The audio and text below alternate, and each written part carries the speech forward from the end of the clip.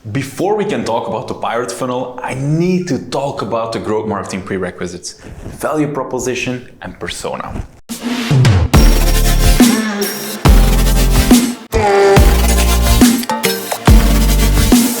First of all, what is a value proposition? Let's look at this thing. Red Bull gives you wings. Do you think this is a value proposition? Just pause this video and think about it for a second. It's not a value proposition. This is just a slogan. This is what they use to promote themselves, but it's not a value proposition. What are some good examples then of a value proposition? This one from Uber. Tap the app, get a ride. Uber is the smartest way to get around. One tap and a car comes directly to you. Your driver knows exactly where to go and payment is completely cashless. One sentence or actually a couple of sentences, but it's super clear what the value is of Uber. This one from Unbounce. Unbounce is a tool that can help you to make landing pages. Build, publish and A/B test landing pages without IT. This is a pain that a lot of these people are feeling, that if they want to set up a new website, they want to set up a new landing page, that they always have to go through IT to then make new pages, make changes and so on. Unbounce allows them to create their own landing pages, their own websites and test very quickly. And this one sentence really summarizes the pain and how Unbounce helps them to solve this. Last example from Crazy Hack. Want to make your site better? Find out by seeing how users click and scroll through your website. Again, super clear. They tell me how they're doing it. They talk about the thing that I'm looking for. Of course, I want to make my website better. So 2 sentences, but very clear on what the value is that they offer.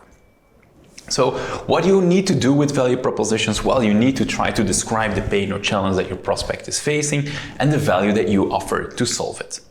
So what I usually do to validate this and to see if my value proposition is clear, I write down something on my website, on my landing page, I show it to someone for 5 or 10 seconds, and I ask them the following 3 questions. Which product or service does this website offer? What is special about this? And what is the first step the prospect needs to do to buy this? Or to book a meeting or whatever.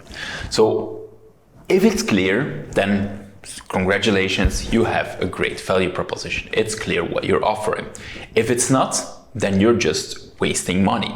You're throwing away so much potential leads, just spending too much money then on Facebook ads, Google ads, all these things to generate traffic towards your landing page. But if your messaging is not clear, they will not convert.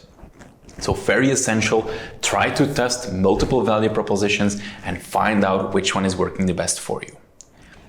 If you're looking at your own website, you'll probably think, yeah, but this is clear. Yeah, you have that knowledge bias. You know your product so well that of course it's clear for you. But I challenge you, go out of your office, ask this to people that don't know your product and validate if you're actually right.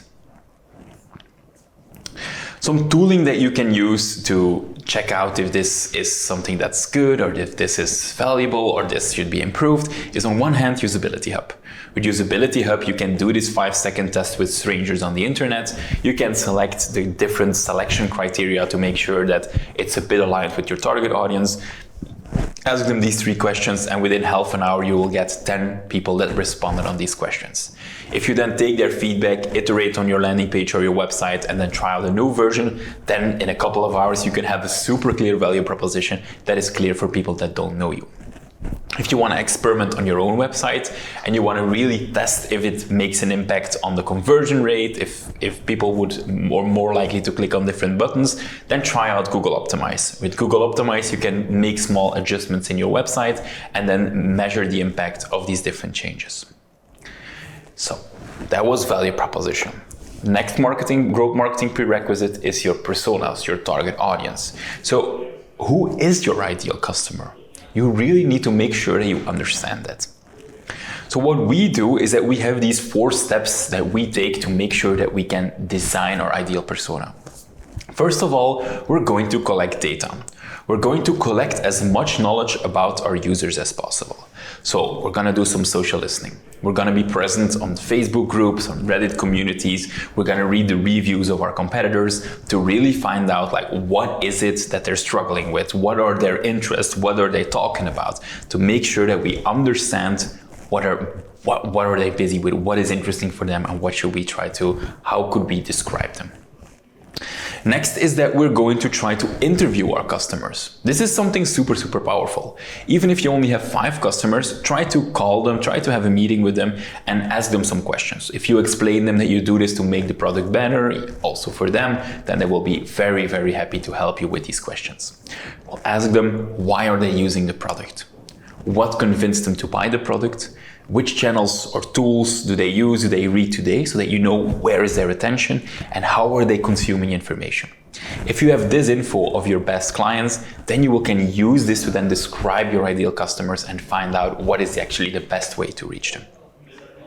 What you could also do is dive into your Google Analytics. Your Google Analytics is also capturing a lot of audience information, that you get some information about who are they, how do they visit my website, how do they behave, and so on. Another thing that you could do is review your website in similarWeb. It will give you some insights into the categories of who these people are and what their interests are. You will need a lot of traffic for this. If you don't have it, do similarWeb with your competitor's website and analyze who are the people then visiting the competitor's website. What you could also do is, if you have your LinkedIn company page, gather the insights and see who are the people visiting my company page. Very interesting to get then the breakdown of the demographics, to get a lot of information about the people. And also don't forget to install your LinkedIn Insight tag. LinkedIn Insight tag is a free piece of code of LinkedIn. You install it on your website and then you can easily see who are the people visiting my website. Not the person names, but the demographic information. That will also give you a lot of insights in who is my audience, who are the people visiting my website. So once you now collected all this data, then it's time to form a hypothesis. You will need to make a hypothesis, a general idea of who are my audience, what are they busy with, how do they differ from other people. Try to make your first hypothesis. What you will then do is that you will establish your number. You need to decide how many different persona do I have. Because maybe you're selling to marketing managers, but also to CEOs. And of course, these are 2 completely different ones. Don't try to make 6 or 7 different personas. Try to focus on 2 or 3 or maybe 4 personas. And this is the ones that we're going to direct our marketing campaigns to. The final step, we're going to describe our personas. I personally love to have it on just one A4 so that it's not too much information, that it's easily shareable within the organization. I can hang it on my wall and people immediately understand, okay, this is persona 1 and this is actually who he or she is, where he or she consumes information, what their problems are, and how we can help them and make their life better.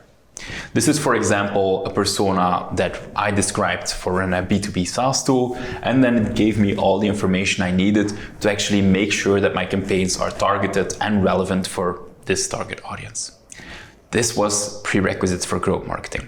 I hope you now understand how important it is to have a clear value proposition, test your value proposition, and also have an aligned, very clear target audience, a clear persona. You can have a value proposition per persona, but make sure that you think about this before starting out with your growth marketing campaigns. See you in the next module.